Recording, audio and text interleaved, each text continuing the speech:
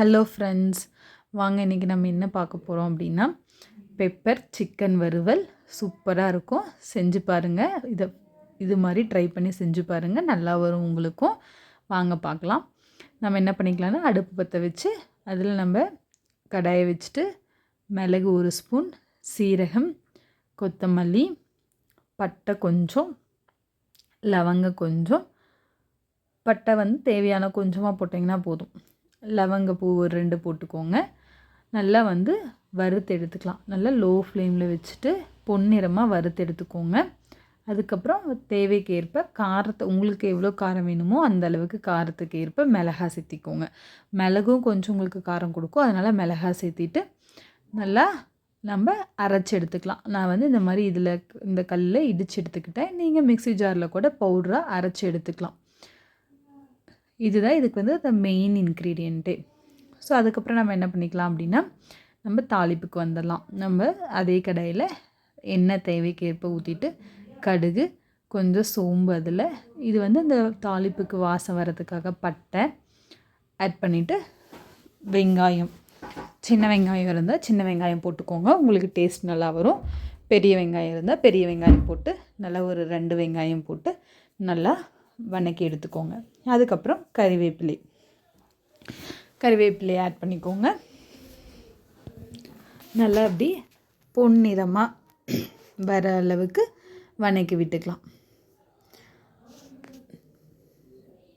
அப்புறம் இஞ்சி பூண்டு பேஸ்ட்டு அதுதான் நமக்கு எல்லாமே நல்ல ஒரு வாசம் கொடுக்கக்கூடியது. அப்படின்னா கிரேவிக்கு இஞ்சி பூண்டு பேஸ்ட்டு தான்.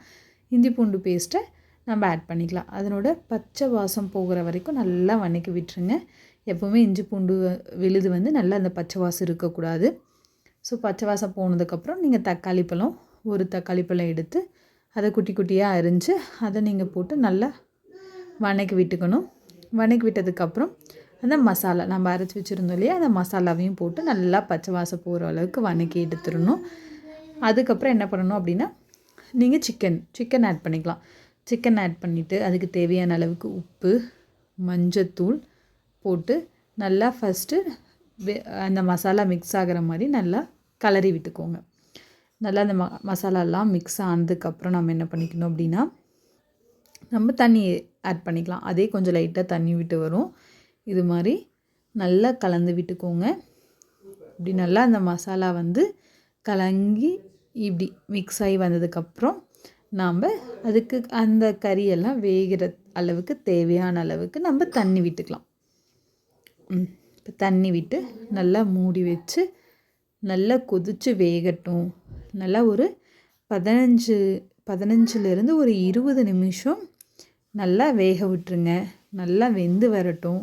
அதுக்கப்புறம் உங்களுக்கு ஃபைனலாக கொஞ்சம் மிளகாத்தூளும் பெப்பர் தூளும் தூவி நல்லா நீங்கள் வதக்கி விட்டீங்கன்னு வச்சுக்கோங்களேன். இப்படி நல்லா அப்படியே கிரேவியாக கெட்டியான பதத்துக்கு வந்துடும்.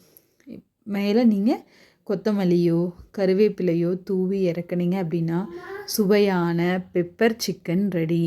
நீங்கள் செஞ்சு பாருங்கள், சூப்பராக இருக்கும். சப்ஸ்கிரைப் பண்ணுங்கள், சப்போர்ட் பண்ணுங்கள்.